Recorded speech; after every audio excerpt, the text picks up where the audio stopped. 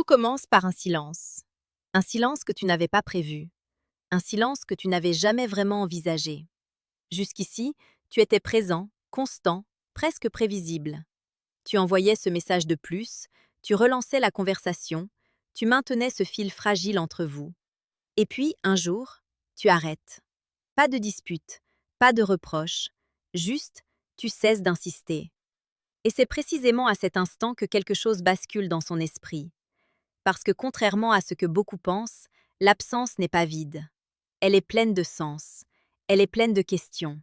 Et surtout, elle révèle ce que ta présence constante cachait. Dans la philosophie stoïcienne, il existe une idée fondamentale. Ce n'est pas ce que tu fais qui a le plus d'impact, mais ce que ton comportement révèle sur ta maîtrise intérieure. Comme le disait Marc Aurèle, ce n'est pas l'opinion des autres qui te définit, mais la façon dont tu choisis d'agir face à eux. Et dans ce cas précis, ton retrait n'est pas une fuite, c'est une décision qui crée un effet puissant. Quand tu insistes encore et encore, tu envoies un message invisible. Tu dis « J'ai besoin de toi pour me sentir complet ». Même si ce n'est pas ce que tu veux exprimer, c'est ce qui est perçu. Et la perception dans les relations humaines est plus forte que l'intention. Mais quand tu t'arrêtes, tout change. Elle commence à se poser des questions. Pas forcément immédiatement. Au début, elle peut ne rien montrer. Elle peut continuer sa vie, ses habitudes, ses distractions. Mais quelque part, dans un coin de son esprit, une anomalie apparaît. Pourquoi il ne parle plus? Ce n'est pas une question anodine, c'est une rupture de schéma. Et l'esprit humain déteste les schémas brisés sans explication. Épictète enseignait que ce qui trouble les hommes, ce ne sont pas les événements, mais l'idée qu'ils s'en font. Et ici, ton silence devient une toile vierge sur laquelle elle projette ses propres interprétations. Est-ce qu'il s'est lassé? Est-ce qu'il a trouvé mieux? Est-ce que je ne l'intéresse plus autant? Et c'est là que la dynamique s'inverse.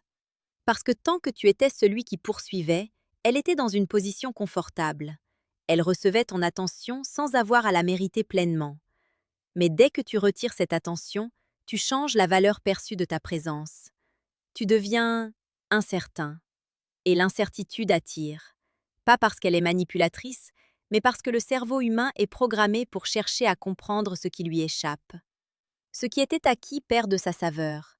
Ce qui devient rare prend de la valeur. Sénèque disait que nous sous-estimons toujours ce que nous possédons et surestimons ce que nous risquons de perdre. Et c'est exactement ce qui se produit ici. Ton absence crée un léger manque, pas forcément un manque émotionnel intense, mais une perturbation suffisante pour éveiller son attention. Et c'est là que beaucoup d'hommes font une erreur. Ils pensent que ce silence est une technique, une stratégie calculée pour provoquer une réaction. Mais le stoïcisme ne fonctionne pas ainsi. Ce n'est pas un jeu de manipulation, c'est une discipline intérieure. Si tu arrêtes d'insister uniquement pour obtenir une réponse, tu restes dépendant. Tu es encore attaché au résultat. Et cette énergie, même invisible, finit toujours par se ressentir. Mais si tu arrêtes parce que tu comprends ta propre valeur, alors tout change profondément. Tu n'es plus dans l'attente, tu es dans le choix. Tu choisis de ne pas courir après quelqu'un qui ne te choisit pas clairement. Tu choisis de préserver ton énergie. Tu choisis de ne pas te perdre dans une poursuite unilatérale. Et cette posture est extrêmement puissante, parce qu'elle est rare. Dans un monde où la plupart des gens cherchent validation, attention et réponse immédiate, celui qui sait se retirer sans bruit devient intrigant, il devient différent, et elle le ressent. Pas forcément consciemment, mais émotionnellement. Elle sent que quelque chose a changé dans ton attitude, que tu n'es plus dans le même état d'esprit. Et cela crée une tension subtile, une tension qui peut se transformer en curiosité. Elle peut commencer à vérifier si tu es en ligne. Elle peut relire vos anciens messages. Elle peut même se demander si elle n'a pas raté quelque chose. Et plus elle pense à toi, plus ta valeur augmente dans son esprit. Mais attention, ce n'est pas automatique. Ce n'est pas une formule magique. Certaines femmes ne réagiront pas. Certaines continueront leur chemin sans se retourner. Et c'est là que le stoïcisme te protège. Parce que ton objectif n'est pas de contrôler sa réaction. Ton objectif est de maîtriser la tienne. Comme le rappelait Marc Aurèle, tu dois te concentrer uniquement sur ce qui dépend de toi. Et ici, ce qui dépend de toi, ce n'est pas ce qu'elle va penser, mais la manière dont tu choisis d'exister. Quand tu cesses d'insister, tu fais plus que créer un effet chez elle. Tu te redéfinis toi-même. Tu passes d'un homme qui cherche à être choisi à un homme qui choisit. Et cette transformation intérieure, même si elle ne se voit pas immédiatement, change tout dans tes interactions futures. Parce que tu n'agis plus par manque, tu agis par alignement. Et cet alignement est ressenti. C'est ce qui fait que, parfois, après ton silence, elle revient. Pas toujours avec des mots clairs, parfois avec un simple message, un prétexte, une question anodine. Mais derrière ce message, il y a une réalité. Elle a pensé à toi. Et ce n'est pas ton insistance qui a créé cela, c'est ton absence maîtrisée. Mais ce retour, aussi subtil soit-il, n'est pas le véritable enjeu. Le véritable enjeu, c'est ce qui se passe en toi pendant ce silence. Parce que lorsque tu cesses d'insister, tu te retrouves face à toi-même, face à ce vide que tu remplissais auparavant par des messages, par des tentatives, par des attentes. Et ce moment-là est inconfortable. Tu pourrais être tenté de vérifier ton téléphone, de te demander pourquoi elle ne répond pas, de lutter contre cette impulsion de reprendre contact, juste pour apaiser cette tension intérieure. C'est ici que le stoïcisme prend tout son sens. Épictète enseignait que la liberté commence le jour où tu cesses de vouloir contrôler ce qui ne dépend pas de toi. Et dans cette situation, ce qui ne dépend pas de toi, c'est elle, ses pensées, ses émotions, ses décisions. Mais ce qui dépend de toi, c'est ta capacité à rester stable, même dans l'incertitude. Et cette stabilité est rare, parce que la plupart des gens agissent sous l'impulsion. Ils écrivent quand ils ressentent le manque. Ils insistent quand ils doutent. Ils parlent quand le silence devient trop lourd. Mais toi, tu fais l'inverse. Tu observes, tu ressens, et tu choisis de ne pas réagir immédiatement. Ce simple changement te place dans une position différente, une position de maîtrise. Sénèque disait que celui qui se maîtrise lui-même est plus puissant que celui qui conquiert des villes entières. Et dans ce contexte, se maîtriser signifie résister à cette envie de combler le vide à tout prix. Car ce vide n'est pas ton ennemi, il est ton professeur. Il t'apprend à te suffire à toi-même, à ne pas dépendre de l'attention d'une seule personne pour te sentir exister, à construire une présence qui ne repose pas sur la validation extérieure. Et paradoxalement, c'est cette indépendance qui attire. Parce qu'une femme perçoit rapidement si un homme est centré sur lui-même ou dépendant d'elle. Elle ressent si tu es dans le besoin ou dans le choix. Quand tu insistais, tu étais dans le besoin, même inconsciemment. Tu cherchais une réponse, une réaction, une confirmation.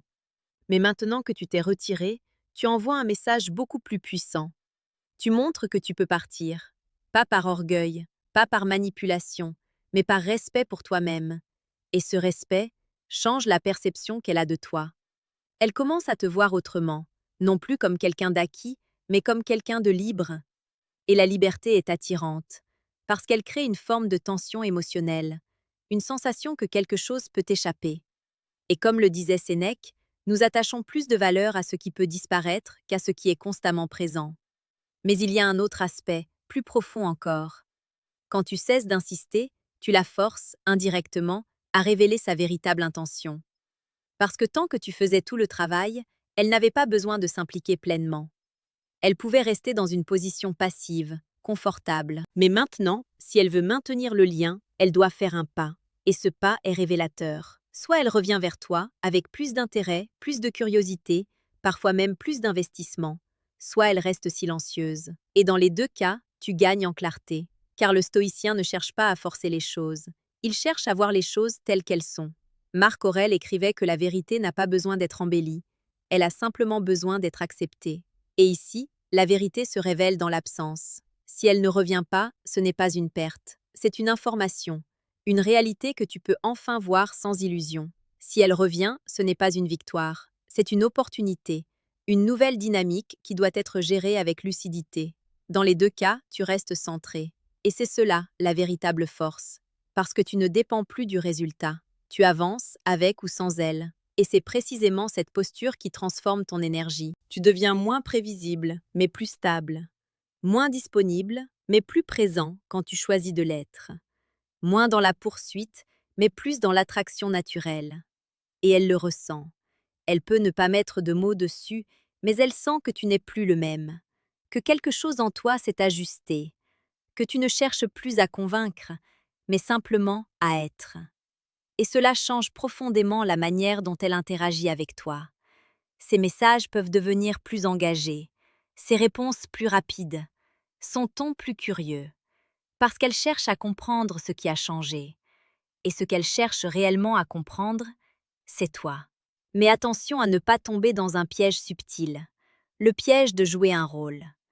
Si tu fais semblant d'être détaché, si tu simules cette absence, si tu construis une façade, cela finira par se voir, parce que ce n'est pas aligné avec ton état intérieur. Le stoïcisme n'est pas un masque, c'est une transformation. Tu ne fais pas semblant d'être calme, tu deviens calme. Tu ne fais pas semblant d'être détaché, tu apprends à te détacher. Et cette différence est fondamentale, parce que l'authenticité ne peut pas être imitée sur le long terme.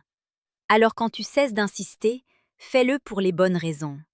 Fais-le parce que tu comprends que ta valeur ne dépend pas d'une réponse. Fais-le parce que tu refuses de te perdre dans une attente inutile. Fais-le parce que tu choisis la dignité plutôt que la poursuite. Et à ce moment-là, peu importe ce qu'elle pense. Parce que tu as déjà gagné quelque chose de bien plus important. Tu t'es retrouvé. Et c'est là que tout prend une dimension encore plus profonde. Parce que lorsque tu te retrouves, lorsque tu te réalignes avec toi-même, tu cesses inconsciemment de courir après ce qui ne te correspond pas vraiment. Tu deviens plus lucide, plus sélectif, plus exigeant, non pas envers les autres, mais envers ce que tu acceptes dans ta vie. Et cette transformation ne passe pas inaperçue. Elle change ton regard, ton énergie, ta manière de parler, de répondre, de te positionner. Tu n'es plus dans cette tension silencieuse de vouloir plaire à tout prix. Tu es dans une forme de calme, presque déroutante, qui attire naturellement. Parce qu'elle repose sur une vérité simple que peu d'hommes acceptent réellement. Tu n'as pas besoin de forcer une connexion pour qu'elle existe. Soit elle est là, soit elle ne l'est pas. Et le rôle d'un homme aligné n'est pas de créer artificiellement cette connexion, mais de reconnaître quand elle est réelle. Quand tu comprends cela, tu changes complètement ta manière d'interagir. Tu ne cherches plus à combler les silences, tu les laisses respirer. Tu ne cherches plus à impressionner, tu exprimes simplement qui tu es. Tu ne cherches plus à retenir quelqu'un, tu observes s'il ou elle choisit de rester. Et cette posture est rare, tellement rare qu'elle devient immédiatement perceptible. Parce que la majorité agit dans l'urgence émotionnelle, dans la peur de perdre, dans le besoin d'être validé. Mais toi, tu avances dans une autre énergie. Une énergie posée, stable, maîtrisée. Et c'est précisément cette maîtrise qui transforme la manière dont une femme te perçoit après ton retrait. Elle ne voit plus simplement un homme qui s'est éloigné. Elle voit un homme qui n'a pas eu peur de s'éloigner. Et cette nuance change tout. Parce qu'elle implique une force intérieure, une capacité à accepter l'incertitude, une confiance silencieuse qui ne dépend pas de l'extérieur. Et cette confiance intrigue profondément. Elle peut alors commencer à se demander non plus pourquoi tu es parti, mais qui tu es réellement. Elle peut ressentir une forme de respect nouveau, une curiosité différente, parfois même une attirance plus intense, née non pas de ce que tu as fait, mais de ce que tu n'as pas fait. Tu n'as pas insisté, tu n'as pas supplié, tu n'as pas forcé. Et dans un monde où ces comportements sont devenus presque normaux, ton absence de réaction devient, paradoxalement, une réaction extrêmement forte. Mais à ce stade, il est essentiel de comprendre quelque chose de crucial. Ton objectif n'a jamais été de provoquer cela chez elle. Ton objectif a toujours été de rester fidèle à toi-même. Parce que si tu retombes dans l'attente, si tu recommences à analyser chacun de ses gestes, chacun de ses messages, chacun de ses silences, alors tu reviens au point de départ. Le stoïcisme ne consiste pas à contrôler l'autre, il consiste à ne plus être contrôlé par ce que fait l'autre. Et c'est cette liberté qui te rend réellement puissant.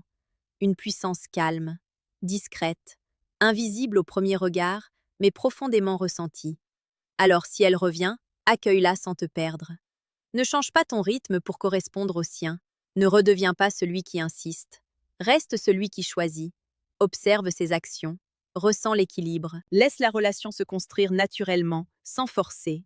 Et si elle ne revient pas, avance, sans rancune, sans frustration, sans remise en question excessive. Parce que comme le rappelait Marc Aurèle, perdre quelque chose qui n'était pas vraiment aligné avec toi n'est pas une perte, mais une libération. Et c'est dans cette libération que tu construis quelque chose de plus solide, quelque chose de plus vrai, quelque chose qui ne dépend pas d'une seule personne, mais de ta capacité à rester fidèle à toi-même, peu importe les circonstances. Petite parenthèse, les amis, j'ai créé un manuel complet sur la séduction stoïque. Il t'apprend comment parler avec maîtrise pour créer une vraie attraction. Le lien est en première ligne de la description. On continue. Parce qu'au fond, ce que tu es en train de construire dépasse largement une simple interaction. Tu es en train de devenir un homme qui ne se perd plus dans l'attente. Un homme qui comprend que l'attention ne se mendie pas. Un homme qui sait que sa présence a de la valeur, justement parce qu'elle n'est pas imposée.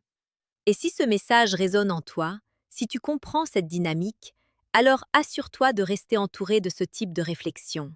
Abonne-toi, pas par habitude, mais parce que tu choisis consciemment de nourrir ton esprit avec ce qui t'élève.